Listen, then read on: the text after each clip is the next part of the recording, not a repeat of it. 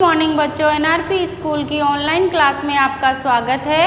कक्षा 3 के विद्यार्थी, थर्ड क्लास के विद्यार्थियों, तो आपको मैं पार्ट 2 पढ़ा रही हूँ। पार्ट 2 में पहले लेक्चर में मैंने आपको बताया था कि हमें भोजन की आवश्यकता क्यों होती है, भोजन हमारे लिए क्यों ज़रूरी है, भोजन से हमें क्या लाभ है। इससे संबंधित एक प्रश्न दिया था बच्चों मैंने आपको कि भोजन की आवश्यकता हमें क्यों होती है। आपने इसका उत्तर लिख लिया होगा। चलिए आज हम क्या पढ़ेंगे, पार्ट 2 स्वास्थ्य और भोजन, यही हमारा अभी चल रहा है, लेक्चर 2 है। अब देखिए बच्चों क्या है कि आपने पढ़ लिया कि हमें भोजन की आवश्यकता क्यों होती है।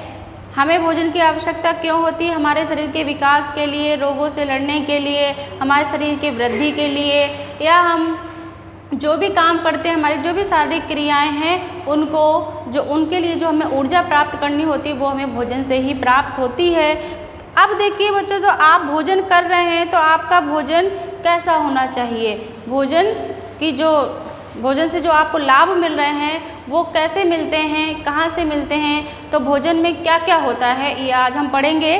तो भोजन में बच्चों क्या होते हैं कि जो पौष्टिक भोजन होता है, जो अच्छा भोजन होता है, जो बिल्कुल संतुलित आहार होता है, उसमें भोजन के जो तत्व होते हैं जिनसे हमें हमारे शारीरिक क्रियाओं में ऊर्जा मिलती है, शरीर का विकास होता है, शरीर हमारा जो है वो बीमारियों से कैसे लड़ता है, तो इनके लिए हमें भोजन में कौन कौन से तत्व शामिल करने होते हैं, हमारे भोजन में कौन कौन से तत्व होते हैं, वो कौन से हैं। देखिए इधर भोजन के पोषक तत्व, यानी भोजन पोषक से ही पता चलता है। भोजन जो है हमारा वो बिल्कुल पौष्टिक और पोषण युक्त होना चाहिए ताकि हमें भोजन में जो भी तत्व प्राप्त हो रहे हैं तो वो हमारे शरीर को विकास, रोगों से लड़ने और शरीर में ऊर्जा मिलती है, ये सभी चीज़ें हमें मिलती रहें। तो हमारे भोजन में हमें क्या क्या शामिल करना होता है, क्या क्या होते हैं भोजन के पोषक तत्व।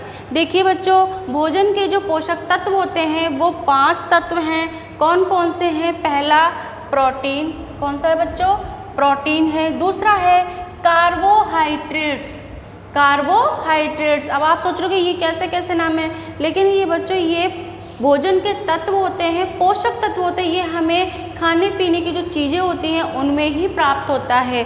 फिर देखिए तीसरा है वसा, जो कि हमारा जो तेल है, घी है, उनमें ये चीज़ें प्राप्त होती हैं। फिर विटामिन जो है ये भी बच्चों हमें फलों में है, या हमारे जो बाहर जो आप धूप वगैरह लेते हो इसमें ये विटामिन की जो होती हैं ये चीज़ें, हमें तत्व जो है वो हमें इसमें प्राप्त होते हैं। ये सभी चीज़ें हमें भोजन के द्वारा प्राप्त होते हैं। फिर जल जो है बच्चों वो आपके लिए बहुत ही ज़रूरी है। जल हमारे भोजन का बहुत ही आवश्यक, अति आवश्यक तत्व है। यानी ये चीज़ें हमारे भोजन में जब सम्मिलित होती हैं तो एक संतुलित और पोषक तत्व वाला भोजन हमारे पास आता है और हम ऐसा भोजन करते हैं, यानी हम पोषण युक्त यानी पोषक तत्वों से सम्मिलित संतुलित आहार लेते हैं तो हमारा शरीर का विकास बहुत अच्छा होता है। हम जो हैं वो बहुत ही अच्छे और ऊर्जावान होते हैं, हमारे शरीर का जो वृद्धि है वो भी अच्छी होती है। इसलिए हमें ये सभी चीज़ें भोजन से ही प्राप्त होती हैं। अब बच्चों हम पहली बात करते हैं प्रोटीन की। किसकी बात करते हैं बच्चों? प्रोटीन की। प्रोटीन हमें कहाँ से और कैसे प्राप्त होता है, हमारे भोजन में प्रोटीन हमें कैसे मिलता है। तो बच्चों यहाँ मैंने पॉइंट आपके लिए लिखे हैं ताकि मैं आपको आसानी से समझा सकूँ, सरल भाषा में समझा सकूँ। तो देखिए बच्चों, ये है हमारा प्रोटीन। ये क्या है बच्चों? प्रोटीन, जो कि हमें भोजन से प्राप्त होता है। अब भोजन के कौन कौन सी चीज़ों से, भोजन में प्रोटीन कौन कौन सी चीज़ों में होता है और ये हमें कहाँ से मिलता है, कहाँ से प्राप्त होता है। तो प्रोटीन के स्रोत यानी प्रोटीन के साधन जो कि हमें मिलते हैं भोजन में। कैसे, किन किन चीज़ों से हम क्या चीज़ें खाएं, कैसी चीज़ें खाएं जिनसे हमें ये चीज़ें जो है प्रोटीन प्राप्त हो। चलिए, प्रोटीन के स्रोत दूध, मांस, मछली, अंडा, दालें आदि। यानी प्रोटीन जो है बच्चों वो हमें कहाँ से मिलता है? प्रोटीन के जो स्रोत हैं, यानी प्रोटीन जो मिलती है वो हमें किन किन चीज़ों से मिलती है, प्रोटीन कौन कौन सी चीज़ों में पाया जाता है। देखिए, प्रोटीन के स्रोत दूध, मांस, मछली, अंडा, दालें आदि, इनमें प्रोटीन होता है बच्चों। जो आप भोजन करते हैं उसमें आप दालें खाइए, दूध पीजिए, छोटे बच्चे हैं तो वो दूध ज़रूर पिए। आप कम से कम एक टाइम सुबह या शाम को आप 1 गिलास ज़रूर दूध पिए। बच्चों के लिए दूध बहुत ही ज़रूरी होता है। दूध जो है वो हमें प्रोटीन देता है, यानी दूध में प्रोटीन पाया जाता है। फिर देखिए बच्चों, दूसरी बात आ रही है आपकी कि जब हम प्रोटीन युक्त भोजन करते हैं तो हमें उससे लाभ क्या है, यानी प्रोटीन के लाभ। क्या? प्रोटीन के लाभ। प्रोटीन युक्त भोजन हम लेते हैं तो हमें क्या लाभ होता है, यानी उससे हमें क्या फ़ायदा होता है, हमें प्रोटीन जो है भोजन में क्यों शामिल करनी चाहिए। तो पहली बात देखिए बच्चों, पहली बात क्या आ गई आपकी, ये वाली देखिए, मानसिक शक्ति बढ़ती है। यानी आप पढ़ते हो, बच्चे हो तो प्रोटीन युक्त यानी दूध वगैरह लेते हो तो आपकी मानसिक शक्ति यानी पढ़ने की जो शक्ति है, आपकी बुद्धि की जो शक्ति, याद करने की शक्ति, बहुत से बच्चे हैं जो याद करते हैं, प्रश्न उत्तर पढ़ते हैं तो उन्हें याद नहीं होता है। क्यों नहीं होता है? क्योंकि उनके भोजन में प्रोटीन की कमी रहती है। इसलिए हमें जो है दूध वगैरह लेना चाहिए ताकि प्रोटीन से हमारे मानसिक शक्ति बढ़ती है। फिर दूसरी बात यहाँ नई कोशिकाओं का निर्माण होता है।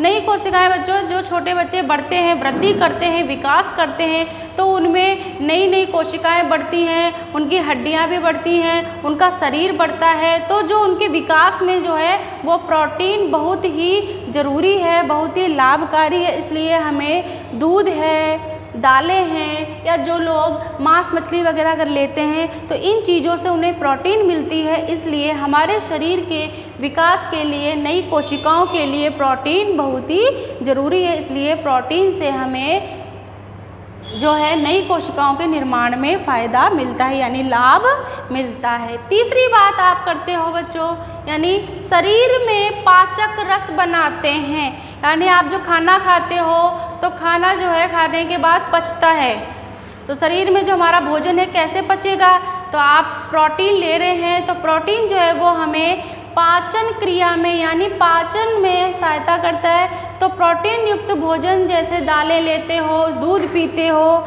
फल खाते हो तो इनमें पाचक रस होते हैं, शरीर में भोजन को पचाने का काम भी करते हैं। इसलिए हमें प्रोटीन से शरीर में पाचक रस बनते हैं। तो ये तीसरा फ़ायदा यानी लाभ होता है, शरीर में पाचक रस बनाते हैं। चौथी बात आपकी ये है, प्रतिरोधक क्षमता बढ़ाते हैं, यानी आपको रोगों से लड़ने में सहायता करते हैं, आपको बीमारियों से बचाते हैं। इसलिए प्रोटीन जो है वो प्रतिरोधक क्षमता को बढ़ाते हैं। ये तो हमारे बच्चों क्या हो गए, प्रोटीन के लाभ। इसलिए हमें प्रोटीन युक्त भोजन जरूर करना चाहिए। हमारे भोजन में प्रोटीन को शामिल करना बहुत ही आवश्यक है। हमें दाल खानी चाहिए, हमें दूध पीना चाहिए, फल वगैरह हैं, और भी प्रोटीन की चीज़ें होती हैं, मूंगफली है, काजू हैं, बादाम हैं, तो ये चीज़ें आपको लेते रहना चाहिए ताकि आपके शरीर में प्रोटीन बना रहे और आपको ये लाभ मिले।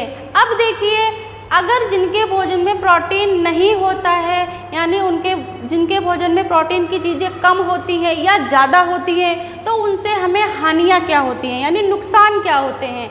तो पहली बात है, शारीरिक शक्ति क्षीण होती है, यानी हमारी शरीर की जो शक्ति है वो कमज़ोर होती है। हम कोई भी काम करते हैं तो उसमें मन नहीं लगता है, पढ़ाई करने में मन नहीं लगता है, याद नहीं होता है, तो इसलिए हमारी शारीरिक शक्ति क्षीण होती है। दूसरी बात बच्चों मैंने यहाँ आपको बताई, त्वचा पर दाग धब्बे बन जाते हैं। आपने देखा होगा किसी किसी का चेहरा बहुत दाग धब्बे वाला होता है, शरीर में चित्ते से पड़े होते हैं। तो प्रोटीन की कमी होने से शरीर में दाग धब्बे हो जाते हैं, त्वचा पर हमारे दाग बन जाते हैं। चौथी बात आपकी है, खून में कमी आ जाती है।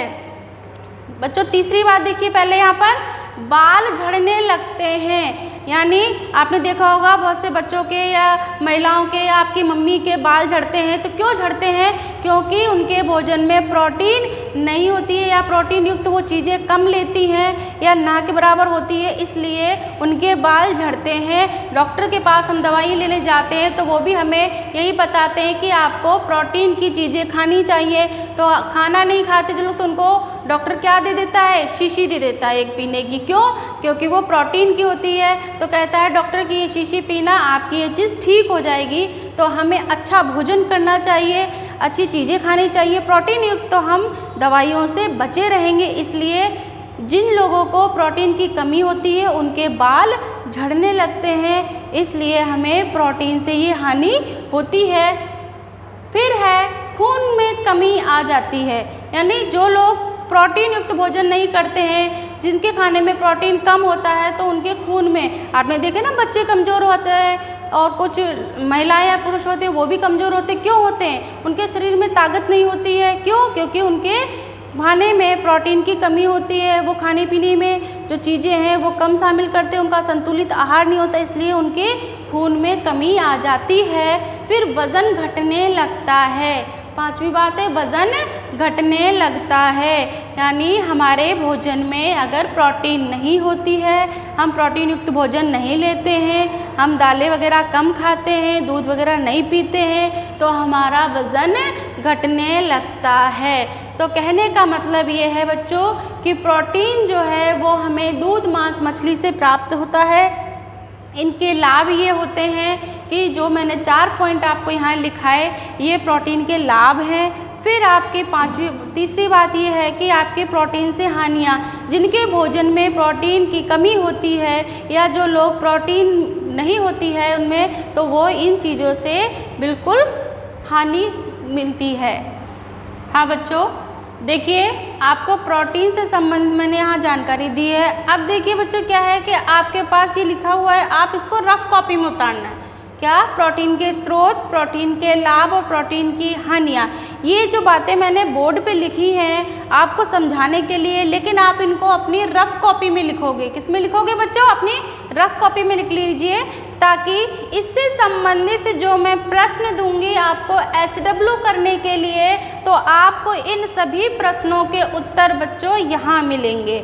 जैसे मैंने प्रश्न दिया, भोजन के पोषक तत्वों के नाम लिखिए। नाम लिखे थे ना मैंने आपके, भोजन पोषक तत्वों के नाम कौन कौन से थे? कौन कौन से थे बच्चों? बताओ जल्दी। लिखे थे ना, प्रोटीन, कार्बोहाइड्रेट्स, वसा, फिर जल और विटामिन और जल, ये 5 नाम लिखे थे। पांचों नाम आपको यहाँ प्रश्न नंबर 2 पहला आपने कर लिया, जो मैंने आपको पहले लेक्चर में दिया था। फिर प्रश्न नंबर 3, प्रोटीन के स्रोत बताइए। तो आपको देखिए यहाँ लिखा हुआ है प्रोटीन के स्रोत दूध, मांस, मछली, दालें आदि। ये आपको अपनी कॉपी में उत्तर लिख लेना है, क्योंकि आपके सारे प्रश्नों के उत्तर यहीं मिलेंगे। आप केवल प्रश्न उत्तर अपनी पर्यावरण की कॉपी में करेंगे, बाकी जो मैं बोर्ड पे समझाती हूँ, लिखवाती हूँ, वो आप रफ कॉपी में लिखेंगे। फिर प्रश्न नंबर 4, प्रोटीन से होने वाले कोई 3 लाभ। देखिए मैंने यहाँ 4 लाभ लिखा रखे हैं, 1, 2, 3, 4। अब आपको केवल कितने लिखने हैं? कोई 3 लाभ लिखने हैं। तो आप यहाँ पर इस प्रश्न में इसका उत्तर यहाँ से देख के लिख सकते हैं। अपनी रफ कॉपी में पहले उतारेंगे, उसके बाद वहाँ से आप ढूंढ के लिख सकते हैं। फिर प्रश्न नंबर 5, प्रोटीन से होने वाली 3 हानियाँ। अब 3 हानियाँ कौन कौन सी? ये देखिए मैंने लिख रखी हैं, 1, 2, इधर 3 और ये 4, ये 5। ये 5 हानियाँ मैंने लिखवाई हैं। तो आपको यहीं से कोई 3 हानियाँ अपनी कॉपी में उत्तर में लिखनी है। आपको सारी बातें बच्चों यहीं मिल जाएंगी। आप इसको रफ कॉपी में उतारेंगे, लेकिन प्रश्न उत्तर पर्यावरण की कॉपी में करेंगे, साफ साफ और सुंदर हैंडराइटिंग में। चलिए अगले लेक्चर में हम आगे पढ़ेंगे। Thank you.